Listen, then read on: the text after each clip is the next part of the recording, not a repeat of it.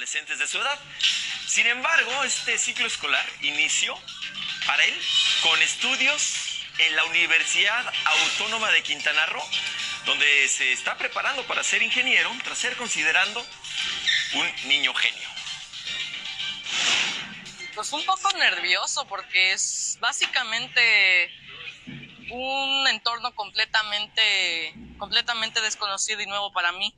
Nunca había entrado a un lugar tal como este. Voy a estudiar ingeniería en sistemas de energía, la cual consiste en estudios de diferentes tipos de energía para posiblemente crear energías renovables, las cuales podríamos usar para comenzar a desfasarnos de los combustibles fósiles. Juego videojuegos también y también me gustan armar legos y cosas así. Más también tengo actividades extracurriculares, las cuales son completamente separadas del estudio, como oratoria, y también tengo un curso de robótica, en el cual me gusta armar diferentes cosas, como por ejemplo esta semana yo armé un alcoholímetro.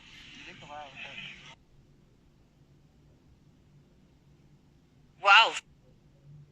Fíjense, en este programa, en esta producción, teníamos un debate importante sobre el tema de los niños genio, porque justo creemos que los medios somos un poco corresponsables de esta idea que se arma maravillosa sobre el, wow, un niño yendo a la universidad. Y nos preguntábamos, ¿eso es lo correcto? O sea, cuando un niño es considerado superdotado, lo adecuado sea adelantarlo, porque si bien su cabeza da para ciertos estudios, pues ¿qué pasa con su corazón? ¿Qué pasa con su desarrollo emocional? Que ese a veces pues solo lo da la vida.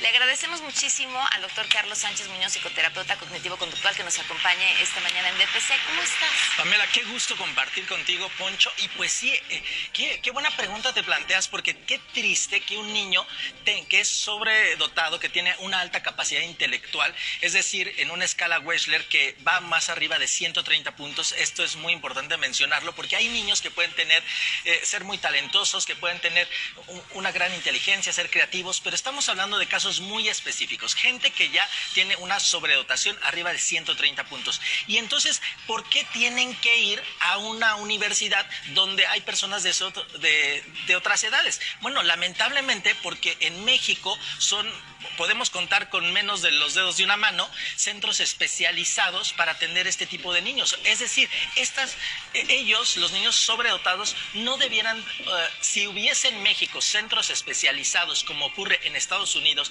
bueno, países de primer mundo, en algunos, no tuvieran que hacer eso. Entonces, lamentablemente en México tenemos cerca de 1 millón de niños con altas capacidades, es decir, 2% de la población, y 95% de ellos no han sido detectados. Y si ni siquiera han sido detectados, muchísimo menos hay centros especializados para atenderlos. Por eso es que lamentablemente tienen que llegar ahí. Pero entonces ahí entra esa disyuntiva, ¿no? ¿Por qué entonces me voy a una universidad? ¿Lo tengo que hacer? ¿No lo tengo que hacer? ¿Qué consecuencias va a traer? Bueno, tenemos que entender que un niño sobredotado no solamente es que sea más inteligente, sino que tiene una inteligencia diferente, y ellos van a vivir una asincronía, es decir, niños van a tener una diferencia de una inteligencia de 6 años mayor. Es decir, un niño de 5 años ya tiene una inteligencia de alguien de 11 años. Entonces, él en sí mismo, si entra en una escuela convencional, va a sentir que no encaja. Va a estar fuera de porque lugar. va a tener diferentes intereses, diferentes gustos, forma de entender. Entonces se vuelven los niños problema, que lamentablemente en algunos casos son mal diagnosticados. Inclusive se les diagnostica con trastorno de déficit de atención, con hiperactividad, entre otros rasgos, ¿no? Desde luego que la gente sobredotada, pues podemos tener como dos grupos, unos que tienen más con rasgos autistas y otros con una mayor hipersensibilidad. Entonces, ¿qué pasa con estos, con niños de alta capacidad? Van a una escuela y entonces, por un lado, ellos sienten que no encajan, y por el otro lado sufren discriminación, bullying, son rechazados. Hay el que siempre saca 10, hay el que es el sabelotodo. Entonces, por eso es que lamentablemente, o sea, lo ideal es que hubiese un centro especializado. ¿Qué pasa cuando se van saltando grados y en un año hacen primaria, en 2 años ya están en secundaria y preparatoria, hacen la universidad en año y medio? Pues sí, lamentablemente van a tener el cuerpo de su edad cronológica con la diferencia de la gente que les rodea. Hablas de la inteligencia, ¿no? Y yo lo entiendo quizá como una inteligencia académica, ¿no?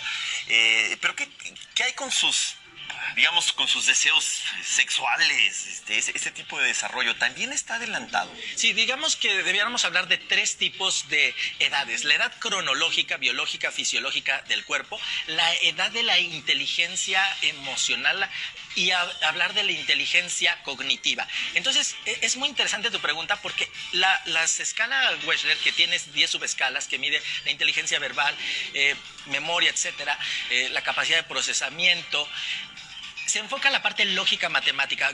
Afortunadamente después sale un teórico que nos dice la teoría de inteligencias múltiples, la inteligencia kinestética, la inteligencia musical, espacial, lingüística. Podemos tener otros tipos de inteligencia, pero esta escala solamente ve la parte lógica matemática. Y entonces, ¿qué pasa con estos niños que son altamente inteligentes en el procesamiento lógico matemático? Sí, son niños que van a despertar sexualmente a más temprana edad porque su naturaleza es ser muy creativos, pero también son muy curiosos por naturaleza. Entonces, así como investigan sobre un tema que les interesa, van a ir explorando su mundo de muchas formas. Sí, son niños que no es que su cuerpo fisiológicamente se desarrolle las glándulas más prontas que otras, pero sí por la parte de el conocimiento van a despertar sexualmente a más temprana edad. Doctor, ¿qué pasa con estos niños genio que son adelantados a su edad biológica para quedar académicamente en la que están cuando se convierten en adultos? Bueno, imagina que puedo tener 2 semillas genéticamente iguales. Si una yo la siembro en tierra fértil, va a dar fruto. Y si la otra la siembro en tierra árida, ¿qué fruto va a dar? Entonces, hablar en generalidad de una persona sobredotada, todo va a depender del entorno donde está. ¿Qué herramientas yo le doy?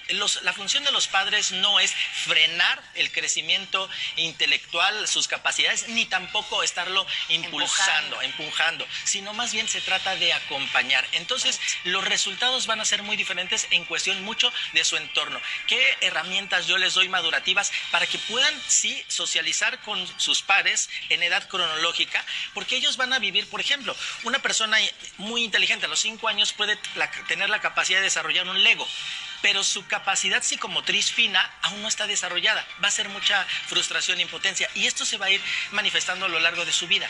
Entonces es muy importante que nosotros les demos las herramientas y ese acompañamiento. Si yo le doy las herramientas de inteligencia emocional con sus pares para que trabajen en equipo, para tolerancia a la frustración, para que ellos aprendan a ser más empáticos, bueno, van a tener más herramientas y van a desarrollar sus habilidades. Por eso muy importante la detección, para que, ¿qué pasaría de este mundo si no tuviéramos a Albert Einstein, si no hubiéramos tenido a Stephen Hawking, a Leonardo da Vinci? O sea, necesitamos detectarlos, es capital.